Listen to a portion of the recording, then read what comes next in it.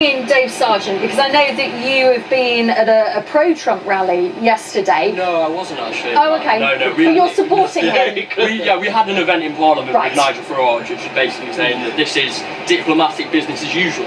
This guy, whether you agree with him on domestic policy or not, has been elected by tens of millions of his own people, and he is the head of state of a very valued ally. And at a time following Brexit, where we need to be making kind of bipartisan trade deals, we need to welcome Donald Trump, as we would any democratically elected leader. Well, I mean, I think I really worry about this idea of we should negotiate because they're an ally, because I think what we should put before kind of economics of the trade deal is basic human rights, which he disregards. I mean, he's known to be transphobe, misogynist, he violates women, he's an Islamophobe, and I think by saying we should really just talk to him because economically it's important. We're putting economics before basic human rights, and that is more important. And I think, the same with like Hitler back in the day. He's not someone to be negotiated with. I think there are three main reasons why you'll see hundreds of thousands of people, and I think we speak for the majority of British people, in rejecting Donald Trump, not just as a person and as disgraceful as he is as a person, but actually the policies that he represents. I mean, of course he's normalised racism, as we've heard. He's put children in cages, separated families, he's normalised sexual violence, he's attacked the poor and most vulnerable. He's used the office of the United States President to punch down on those most vulnerable. But it's also the policies that he's promoting here. I mean, he's coming in, he's talking about an economic policy and trade deals where actually would threaten our environmental standards, open up our food safety from GM and chlorinated chicken. It puts corporate power at the centre of big business and rather than the interests of people. He's even talked about that he wants the NHS to be opened up for American corporations to profit from. Well, let Charlie respond to that. Let's have a conversation. Any president who's going to look after his own nation is going to want to trade. And a lot of this stuff of misogynist and bigot and what have you, I mean, these are just mamby-pamby words where they're just thrown out. They may be to you, but they actually have a real consequence to people, right? No, they have a real consequence. You can't just say they're namby-pamby words. They have a real consequence in violence. They have a real consequence. Let Charlie Wolf respond, and then we need to go down to some more contestants. Black unemployment is at its lowest in history. All right, the economy is booming, where a strong economy means people get to work and they get to be self-fulfilling, they get to be... It was a really interesting point you raised, and if I could just jump in, is that most Brits don't support Donald Trump. I actually saw a poll from YouGov, it said 45% want to welcome him, 39% opposed. And what the BBC should really be doing is stepping outside London, which is not representative of this nation, and going up to the north, going to Essex, going to the southwest. Obviously it might mean you're back later than 5 PM, but that's what you should probably be trying to do. We clearly do that all the time. But to be fair, we can't ignore tens of thousands of people on the streets. All I've seen is you interview people in London who are from London, who are part of this. I'm from the north, and we are protesting in our hundreds as well. We're in London because of the events happening today. Just avoid distraction. fire for a moment, because we're going to have to go downstairs. Our reporter Chichi Azundu is down, right downstairs where some protesters are gathering. Chi. Indeed, we are here amongst where hundreds of people are starting to gather as part of the Bring the Noise March, which is the Women's March. Like you said, more than 35 charities have gathered together to protest against Donald Trump in the UK. I have organisers Dr. Shola and Huda with me. Why did you feel it was important to organise this march?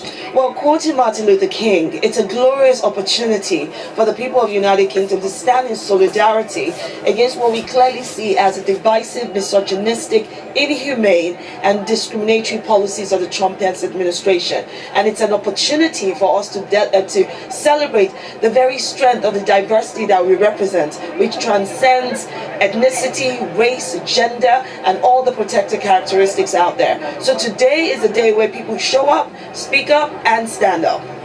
Huda, you have talked about you talking to your son about Trump's policies. What did you speak to him about? I said to him today, he can't be here today because he's at school, but I did ask him how does Trump make him feel, and he was very angry as a young child. He was only 10, and he said, "Mummy, I feel like dumb people can get into power and start wars for no reason. So this is a sign to say, no war.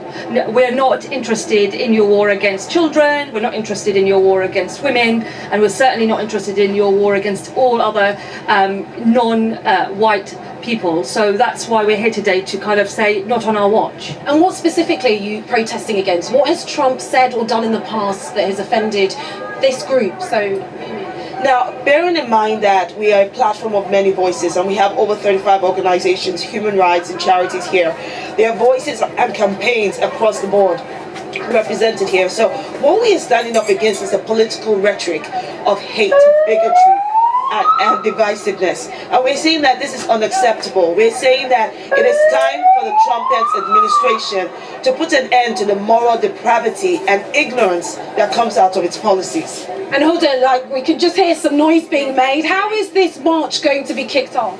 Well, we're going to be sung by an opera that we're going to serenade us down the street. We're going to have drums, we're going to have pots and pans, and we're asking everyone to bring the noise by banging on their pots and pans. And what is the significance of the pots and pans? Well, it's really started when South America, where women protesting men and the administrations of their governments by bringing pots and pans. That's what they had at their disposal. So we're using our domesticity and our sign of womanhood and the ways in which we have been oppressed to fight the oppressor. Yeah. Both, thank you very much. So this march has been organised over a year and a half. Chloe, back to you in the studio, and hopefully you'll get to see the hundreds of people that are starting to gather here outside in main central London. Gee, I'm up on the roof. I can see you if I look over the back. I'm getting a bit of a suntan here, getting outside the studio, always nice. And we are hearing that President Trump has, in the last few moments, arrived at Chequers. Of course, he's having that meeting with the Prime Minister, Theresa May, at her country retreat. We can cross over to our political guru, Norman Smith, who is there. Norman, tell us about that arrival. Well, he arrived in a sort of fleet of huge helicopters in the last few minutes in the sort of sun-kissed Buckinghamshire countryside. I don't imagine that there's going to be much sunlight and laughter amongst Team May, though, because Mrs May is now facing a really difficult, awkward, crunch news conference with the Donald in an hour or so's time, following on from his criticism of Mrs May, in effect accusing her of not really pursuing the sort of Brexit people wanted, mishandling the negotiations, not being tough enough, also saying, you know, you're not going to get a trade deal if this is a sort of Brexit that you're trying to negotiate, and then going out of his way to praise, again, Boris Johnson. And I suppose the question for Theresa May is, does she go toe-to-toe with the president over Brexit? Does she actually try to take him on? Now, that doesn't really fit in with her style, and you think it would be high risk indeed to challenge the president in that sort of arena, because that's sort of meat and drink to him. He loves that sort of combative public occasion, so that is very high risk indeed. The other option is the more sort of softly, more muted counter-arguments put in a rather restrained manner. And I imagine that's what Theresa May will go for. But it matters because Donald Trump has directly challenged her whole approach to Brexit. He would have emboldened the Brexiteers by basically giving them the thumbs up. And also, he's actually dented her leadership because his comments really, they show a certain disregard for Theresa May, as if he almost doesn't really care about her difficulties. And so she has to reassert herself. So an absolutely fascinating news conference looming. And Norman Smith, I know that you will be there for the BBC News Channel throughout the day, bringing us updates on that meeting between the Prime Minister and the US President Donald Trump. Well, here up on the roof, I'm joined by some more protesters who are going to be out on the streets a little bit later on here in London. Introduce yourselves. Hi, I'm Olivia Hunt. I'm an American high school student here in London. My name's Brianna Clatta, and I am a Canadian who's also a student here in London. My name's Shanti. My name's Georgia. And with her, and I'm Connie Ristic, and I'm also a Londoner, but 20 years only. I'm Canadian originally. So explain to us, and speak up a bit, because it's quite loud down there with the traffic noise of central London. Tell me first of all why you guys decided to come out today and protest. We're here because we believe in women's rights and for them to be equal with men. We think we still see sexism in everyday life, and we're from independent girls' school, so it's quite important to us to improve it. And we think on this day, whatever you think about Donald Trump's politics, he still, as a person, does represent a particular view about women and girls. And we're here to sort of remind people, I guess, that women have full lives. And we're happy to participate. Lots of people have been getting in touch with us throughout the morning, our viewers telling us how they feel about this visit. Lots of people supporting it. Let me put one to you, maybe you'd like to respond to this. Ian said on email, Trump is just being honest. If our politicians could answer questions in a straight and honest manner, then more people would bother to vote. What would you say to that? Well, I don't think Trump answers on questions in a straight and honest manner. I think we've seen constantly through his political rallies the amount of times that he lies.